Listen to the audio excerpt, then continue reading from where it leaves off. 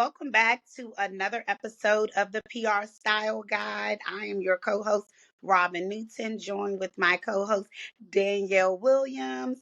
We Hello. ask that you all hit us up, let us know how we're doing, recommends additional guests for our show. We also want to know how we're doing.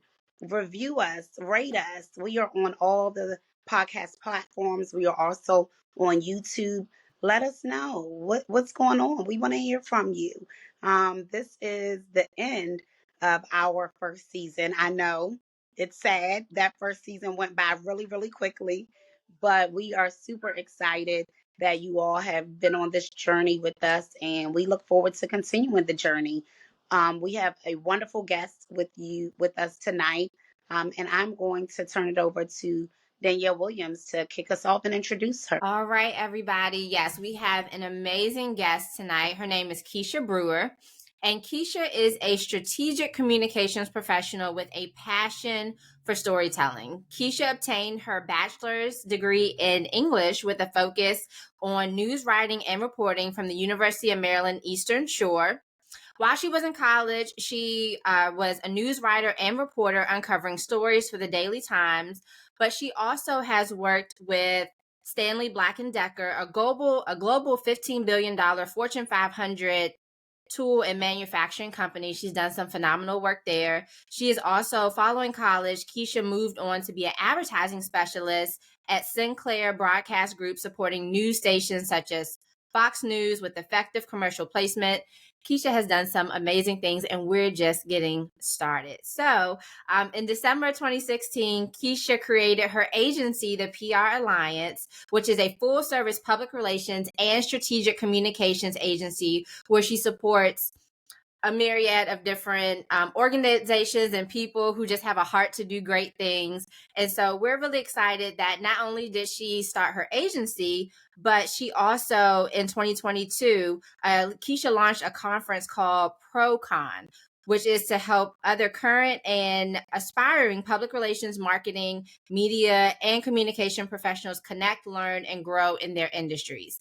And so, again, we're super excited to have Keisha here. There's so much on her bio, y'all. I didn't even get to all of it, but a couple last things I'm going to say is that you can find some of her media placements. She's had placements in outlets such as ABC, Fox, Forbes Magazine, Essence, Black Enterprise, 92Q, 93.9, and she racking them up with many more. And then finally, she's also been a TEDx speaker. So again, we're really excited to welcome Keisha Brewer to the PR Style Guide. Welcome, Keisha. Thank you. I'm excited to be here. There's not too many spaces that are labeled PR. So I'm just so excited that this is called the PR Style Guide and I get the opportunity to share. Yes. Keisha, I'm with Danielle. Your resume is so impressive. TEDx, the PRCon. I need to know, how can I get up in there? Yes, you can come, honey. We're ready to kick off 2024. Like, we are on the journey to that. So I hope to see everyone there. Absolutely. All right. Well, tell us, when did you fall in love with PR? It's so funny because I didn't fall in love with PR until I started working in PR. So a lot of people have like the industry that they know that they want to be in. You know, they start off when they go to college, like, I want to be a nurse, or I want to get into communications, or, you know, they kind of have their heart set on a specific industry or career path. And I just knew, number one, that I didn't want to sign up for business administration as my major because I felt like it was too general and I was going to not know what to do with it afterwards. But I said, okay, I know I love to talk, and I know I love to talk with people, and I love to write. And so I did English. And English actually had 2 tracks at UMES, which is University of Maryland Eastern Shore. You could either do English teaching. I know I didn't want to be a teacher, or English non-teaching, which was the news writing and reporting track. So I did that. And really fell in love with writing. I knew I loved writing, but I really fell in love with it there. And then I went into internship, which is what you reference as far as the Daily Times, Delmarva Media Group, and I was a news writer and reporter for them. And that's when I realized, like, okay, I really love the aspect of news, but how do I want to do it? I was like, do I want to be in front of the camera? Do I want to be behind the camera? Do I want to continue writing? How did I want to do that? And I just started to research, what are aspects of the news, I guess, cycle that I could be involved in, that also allowed me to exercise my expertise in writing, but also allowed me to connect with people, build relationships, etc. And once I researched it, I came across public relations. And I said, let me find other industry professionals that are in public relations. At the time, the only one that I could really find that I saw that was moving and grooving was Candace Nicole, who took on kind of a mentorship role very early on. And so Candace Nicole still has an agency called Candace Nicole PR, but she really took our agency under her wing and said, I want to show you the ropes type of thing. And so it was once I built the agency that I started to develop the passion for it. That's just really kind of how it happened. At first it was just about, I know how to do it. I know how to put these skills together. And then it was like, oh wow, I actually love it. So yeah, it's one of those fields that I think you gotta do it to love. You don't just kind of see it and say I love it. You gotta do it to love. Wow, that's amazing. So let me make sure I'm tracking correctly. You said you started the agency and that's when you really fell in love with it, Yeah. wow. I started it because I knew how to do it. I was like, okay, I know how to write. I can learn how to write in formats of press release. Like once you know how to write, formatting it into press releases or pitches or whatever, all of that is just semantics, right? But once you know how to write, once you know how to, go out and build relationships, once you know how to research, you can put those skills together. And so I was like, I know how to do this, so I'm going to do it. I didn't know that I was immediately in love with it. I just knew I knew how to do it. Mhm. It was the being in the field and actually exercising it, the talents in the industry that I love, that I started to love it. Wow. Okay, so one of our questions is actually, do you have a professional mentor? And if so, how did you choose them? So you kind of just went into that, but I would love to go a little bit deeper because, being in, of course, ideally we want to work together as Black women and, find people who can really encourage us. You were able to find that. So I guess just kind of give a little bit more. Sometimes people may be intimidated to ask, or you seem like, from what I know of you, you're great at building relationships. So just kind Yeah. of give a little bit more about how that came about. And yeah, it seems like you've really done a great job. And I saw that she was a sponsor for a respected publicist for Yes. PRoCon, and And like you just Candace, built. yeah, she continuously supports me and the PR Alliance in every level of our journey from, the agency side, as I mentioned, when I first started the agency, all the way to when we launched the conference, she was a sponsor. So, I mean, at our launch event, she was a sponsor too. So, I mean, like she has always supported. But it's interesting because I didn't reach out to say, can you be my mentor? Like, it wasn't so formalized. And, up until I would say 2 years ago, I don't think I even identified her as a mentor. Like I'm saying the language now, but back then that's not what it was. Back then it was, hey, I see that, Candace kind of, said, I see that you are doing great work at the PR Alliance and I want to support you.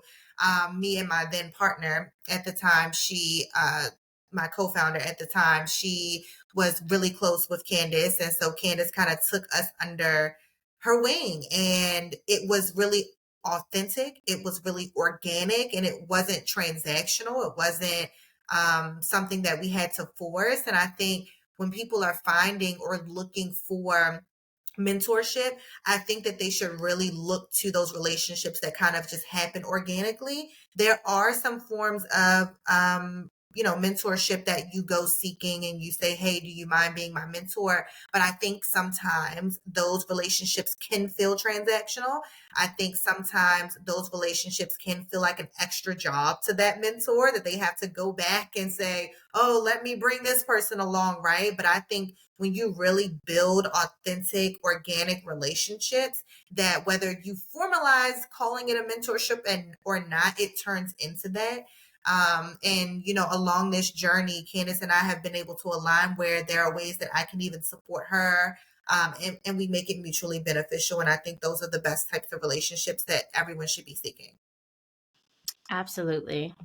So let's talk about the PRoCon and the PR Alliance. Tell us more about that. Yeah, so the PR Alliance. So we started that in December of 2016, as you mentioned, Danielle. And I've had ProCon on my heart probably just as long as I've had the business, almost. It was maybe a year into developing the PR Alliance when I realized, okay, there aren't really many people that are in the industry. So I thought. I felt very much so like this was an industry not many people were in. I felt like it was an industry that didn't necessarily have a pathway. Like, I'm like, where are the opportunities for growth? Like, I felt kind of alone in the industry. And like I said, at the time, Candace was the only person that I could see that was actually doing it and calling it public relations, right?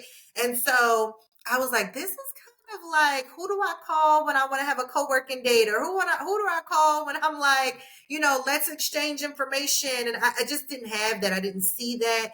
And so it has been on my heart to develop some form of a conference or some form of connecting together those who are in the industry. Then I would say social media started to heavily increase, and people who were doing public relations started to come out to the forefront. Because this is an industry where we're behind the scenes so much, it's like, okay, y'all were there. Y'all just weren't making yourselves known because y'all are behind the scenes working on these brands that we see popping up all the time, right? And so once public relations specialists started almost making their own personal brands and showcasing their journeys and their experiences, I was like, okay, it's a ton of us. And we need to link up and figure out how we can connect with each other, how we can grow in our industries together, how we can. So it took so long for me to actually develop ProCon because I was looking for someone who had the same passion as I did to develop a space like that. And everywhere I turned, I would ask another professional, hey, have you had this on your heart? Have you had this idea on your heart to build this space? And they would say yes, but not the yes that I had. They were like, yeah, I think that would be cool. Right. But I was like, no, this is a burning desire. And Mhm. I had to really just say to myself, stop looking for a crutch. Like, I'm always looking for someone to go in with me, because if we fail together, then we fail together and not just me. Or if it didn't work out, then there's somebody there to lean on. And I said, just jump out on faith. And I finally did it. And it was a success because of the professionals in the industry who were also looking for the same space that I had a burning desire for. I Wow. think one thing that you said that's so key is the title itself. There were probably many people, as you now know, who are PR people, but they may not have been calling it that. For example, my official title is media relations specialist, but it is very much a PR job, or maybe their titles were publicist or communications specialist. But yeah, you're right. But I love that you did that. It's needed in this industry. I do think that PR people, we are often the forgotten ones. People see the end result and they're like, oh, this is amazing. Whether it's a product or it's an event or a news story, whatever have you. But who was the person that did the legwork on the front end, behind the scenes to make it happen? Yeah. So I love that you've created this Yeah. conglomerate of people that can lean on each other, so to speak. Yes. Absolutely. That is Yeah. definitely the goal. And I will say that I've been to both ProCon conferences. So I was Patrice, who we mentioned before. She is my supervisor at work, but also, is somebody who I really respect. And so she was like, yeah, she told me about the event and I just loved it the first time. And the second, I just have to give you your kudos because the second year was just like, like level up. I mean, I come on am now. so excited every time someone says that they went to both the first and the second, because you literally, I mean, even me, I was shocked by the level of growth. I mean, and I'm planning this, right? So I'm behind the scenes planning it day after day. But when I walked in, I was like, this is not the same conference. This is not the same conference. The first year was great and it was cool and it did what it needed to do. It built the connections. But the second year is when I think everyone else started to really see the true vision of what this conference and community could be. So I get so excited when people say that they went to both. I mean, obviously, if you went to the second one, that's still great because that was the one where I think everyone saw the vision. But when you jump from the first to the second, you really like, hold on, what we doing here? So thank you for coming to both. And I'm so excited for you to see number 3. And it's Danielle, correct me if I'm wrong, but one of our previous guests is someone you actually met at her conference, right? Yeah. Wow. Yes, yes. Yep. So Lindsay Francos, I think y'all may have taken a picture together, but she's from Miami. Yeah, so she was a guest on here. Her and I have stayed connected. So again, you're building community. I mean, I think I DM'd you that. Just so much respect for what you're doing. And I love that you walked out on faith and look what happens when we are obedient. Like Yes. yeah. Yes. Amen. Congratulations. That's amazing. I love that. Yeah. Thank you, Robin. So I did want to ask a follow-up question. So I know you said you've had the vision since you started the agency, I believe, but what was that timeline like in between, okay, I'm going to do this and like it happened the first year? Let me tell you something. There wasn't one because I literally, this was, okay, so the first conference we had was in October. I think we had it in October. I think the first year was in October. Yes. So the first year was in October and I literally woke up one day in August and I was like, I think I'm gonna do PRoCon this year. Like I literally just woke up and was like, it's time. I'm just gonna do it. And this happens to me when I think at that point my workload at the PR Alliance was kind of like going down. I'm always looking for that next like spark of inspiration. And when I realized like, okay, like we're at a stable position in the PR Alliance. We're not overwhelmed with work. Our client list isn't too heavy. I'm like, I'm going to start PRoCon now. So when I woke up, I literally contact Branded Strategies, which is the organization that helped us put the website together and do a lot of the visual marketing. I just contacted them the next day and was like, girl, I'm doing PRoCon and I need a website. So that's it. And within a week, we had the website up and everything was running. So, I mean, there wasn't a time period. And I think that was because it was on my spirit for so many years that when it's go time, it's like, it shouldn't take that long. I've had the thoughts and the visions and the strategies already downloaded. So I think the only thing that was being waited on was me to say yes. And so as soon as I woke up and said yes, I already had the blueprint. I knew what company I was contacting for the website. I knew it all. So it literally, no time. It was no time. Now the time between when I said yes to the conference, now that was a tornado. Like I can't even tell you what went on within the time I said yes to the day of the conference because I just was scrambling, putting things together and just getting it all done. But yeah, as soon as I said yes, and a lot of times that is similar for all of us entrepreneurs, that we kind of already understand the vision or know the vision and sometimes even the strategy, but we're just waiting on our yes. And once we say yes and once we decide, I think that's the biggest part, like making the decision, that is the hardest part. So, once I did that, I was ready to go. So is there a PRoCon year 3 date already? Yes, All there right. is. Yep, Announce it is. it. It's August 31st. It's Saturday, August 31st. All right, PR Style Guy family, August 31st. Make sure y'all are Yep. there. Yeah, we will have it linked in the show notes, the website, everything. Yep. Yes. Awesome. Thank you. And shout out to Brandy. Brandy was a former colleague of mine as well, so I love working with her. She is phenomenal. Just That so is my girl through and through. Yeah. Okay. Well, you want to ask the next question? Or It you want me to doesn't go? matter. I'm just If dying. you have something on your heart, feel free. Go for it, girl. Okay. So I was going to say, so you've been a TEDx speaker. I've also seen that you've landed other media opportunities for yourself. as a publicist and as an agency owner. So with that being said, how often are you being your own publicist and pitching yourself while also securing media on behalf of your clients? And this is a two-part question. On a scale of 1 to 10, how important would you say that this is to do? Yeah. Okay. So I will break it down like this. It's funny because when you have a business, okay, so for example, if you have a marketing agency, right? You have a marketing agency and you are marketing for other clients. You're doing marketing, social media marketing, whatever type of marketing for other clients. That does not take away the fact that you're still a business that needs to be marketed.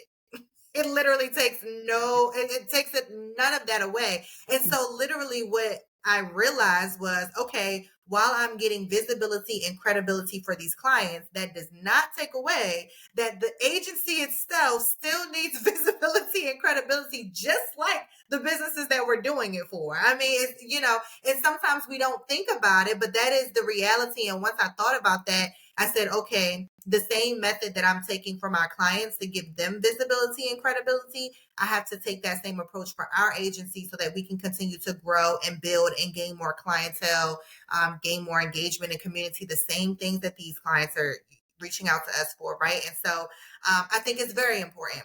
I think it's important that we don't lose sight that a lot of the services, regardless of what industry that you're in, a lot of the services that you have are services that you also need. And, it's really hard because like they always say, like the doctor's always sick because the doctor's always tending to other people, but you do have to realize that nobody wants to get their hair done from somebody who hair ain't done, right? And so it is very hard, to sell yourself on we build visibility and credibility for brands, and they like, you can't even get it for yourself. So you kind of have to be the show and prove, right? You have to be the show and prove. And so that is the value that I think it is. I think everyone should do that, to answer your question of how important it is. And that's what made me start doing it. So that brings me to a very important topic. Let's talk about the way we look, the way that we present ourselves. What's one fashion staple for you as a PR girly? Okay, that's a great question. I would say for me, I love a suit. I love a suit. Let me rewind though. Let me pay homage to the PR Black, because there's a thing in the industry called Yeah. PR Black. And we know that when we get on the red carpets, we're going to be in the all black. There's the team got to be in the all black. It's the PR Black for me every time. So I'm going to always have on PR Black when I'm showing up to work. Like if I'm on that carpet or if I'm at that client event, I'm showing up to work, it's the PR Black. But if it's like a speaking engagement for my own agency or, something other than, actually working for a client, then I love a suit. I love a good pantsuit in a vibrant color as well. I love vibrant colors. I think that whatever your fashion sense is, that it should reflect your personality. And that wasn't always the case for me. I got so hung up on PR Black that I would do PR Black and then I would do it like a navy blue. I would keep it kind of deep because I was used to that. But I realized that I'm a very bubbly, outgoing personality. And I love for my fashion to also, when I can, when I'm not busy in black and glasses like this, when I can, I like to stand out with vibrant colors. So. Yes, to the PR Black. Got to pay that homage. You're absolutely right. And it ain't just because it's right. slimming, but I like that part too. Exactly. It's a double win right there. Exactly. I got the PR, the all black one too, just to throw this on top. But yes. Come on now. So, Keisha, what are some unique opportunities or challenges that you see PR and comms professionals facing in today's landscape? Mm-hmm. One of the biggest things, and I think it's kind of like the elephant in the room, is where does social media fit in? Because for public relations for so long, obviously the term itself is geared toward media, right? It's literally building relationships with media to get visibility and awareness for our clients. That is how it started. But as the world evolves, we have to evolved the definition of public relations as well. And I think many are trying to figure out, how does social media fit into what something used to be identified as just media hits, getting you in the media, getting you on TV, radio, online publications. But now you're like, actually, sometimes social media is giving you more visibility than some of these news stations. So where does that fit in? Because I don't want to call myself a social media manager either. I still want to be a publicist, but I cannot ignore the visibility that social media plays into this landscape, right? And so I think as we continue to evolve with technology, that it's not going to stop. Social media is going to only expand in my mind. AI is now adding on to it, and technology is going to go and go and go. And a lot of the conversations we're having now is, journalism is they're trying to figure out, where do journalists fall into this, right? Because you have people who are just sharing knowledge on social media, and sometimes even becoming, even greater than some of the people on top journalists, platforms. So it's like, social media is really just one of the areas of opportunity for us to understand, how do we define it with us. For me, how I'm defining it as I grow in public relations is kind of putting it into buckets. So this is not by far a definition that is something you can look up. This is how I have segmented it in my brain. I think there's social media management, and I think there's social media marketing. And I think social media marketing is for the aspect of selling, for the aspect of figuring out how you can get more money for a product or service. And I think social media management is to maintain community and visibility, so that when people are researching you and looking you up, they still have a platform of social media that they can see your work, so that you can continuously be seen and heard and valued. That is how I segment it in my brain.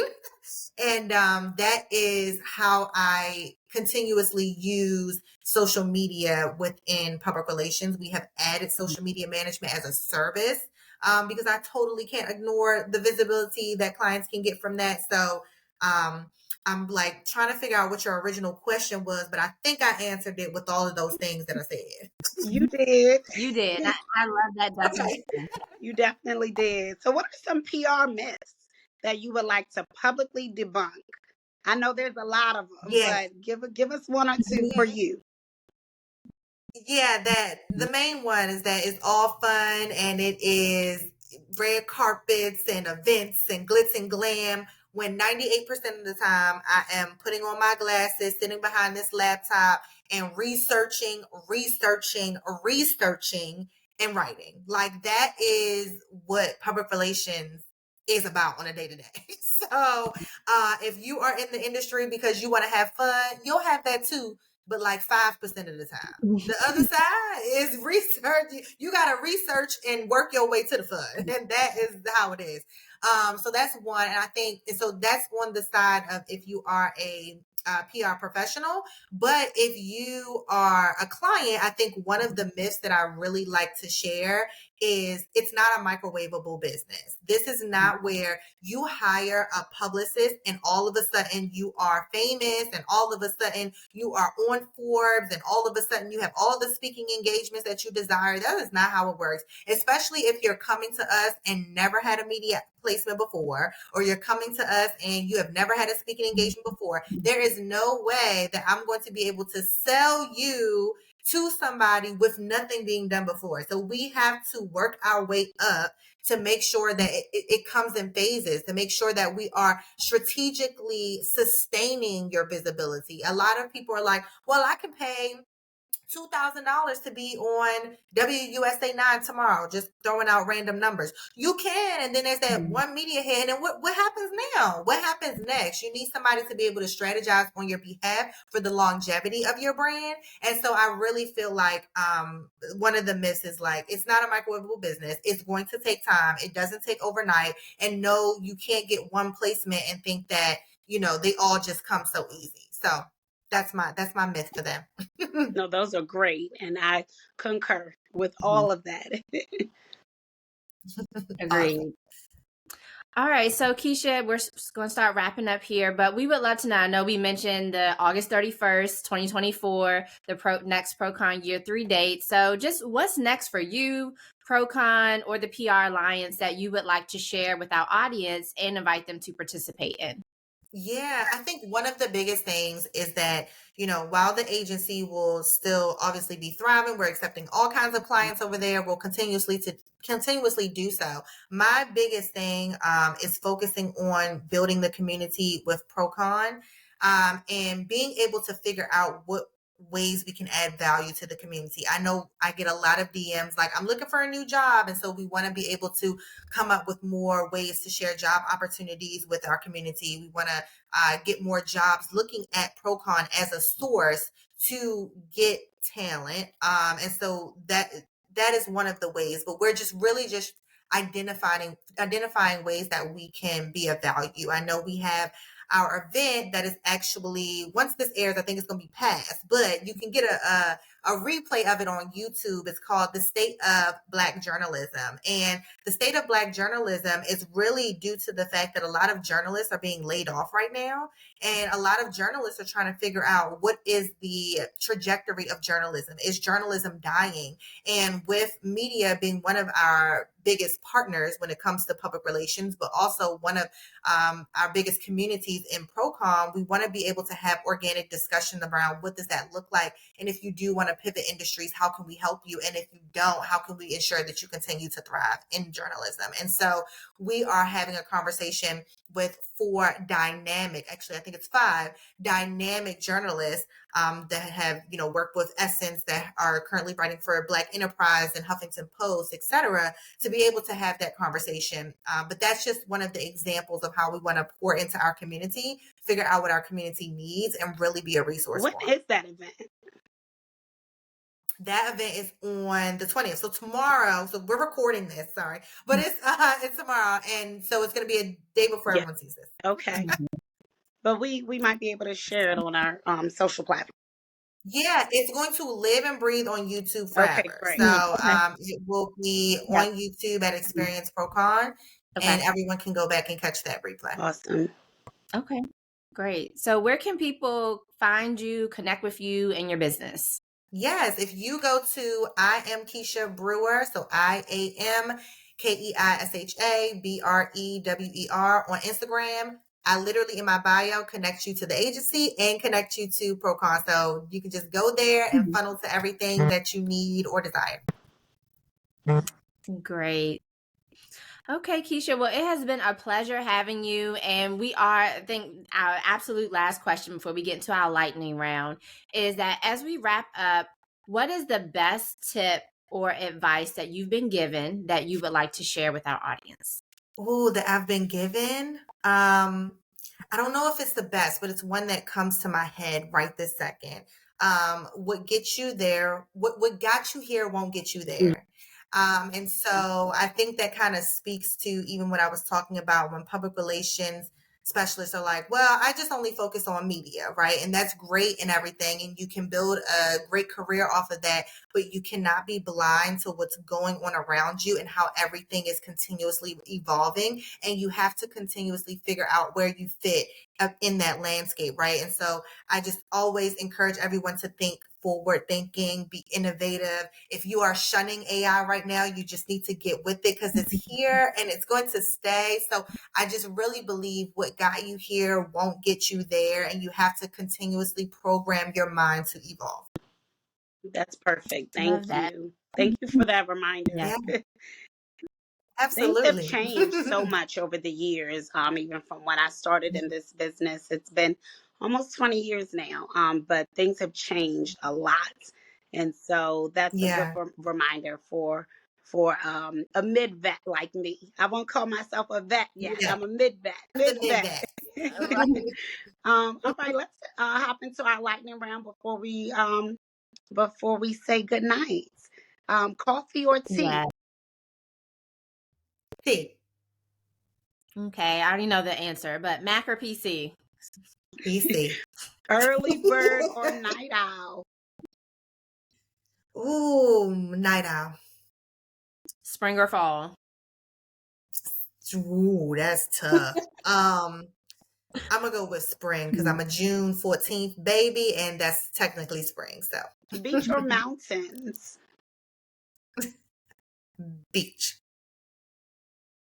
I know we had some debate about this, but black or blue suit? Ooh, black.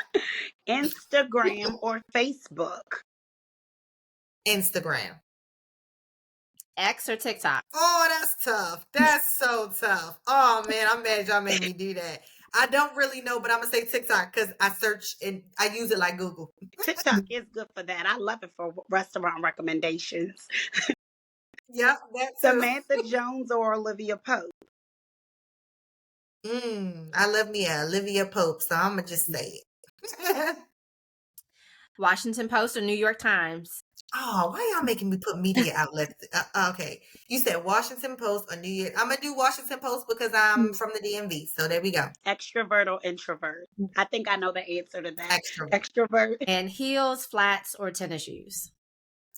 Nowadays, give me a tennis. Yeah, I'm gonna do a tennis. I'm right there with you. Keisha, it has been a pleasure chatting with you. Congrats again on all of your success. The Yes. PR Alliance, you. PRoCon, August 31st. Everybody, be on the lookout for that. Definitely register. Be there. Congrats. Yes.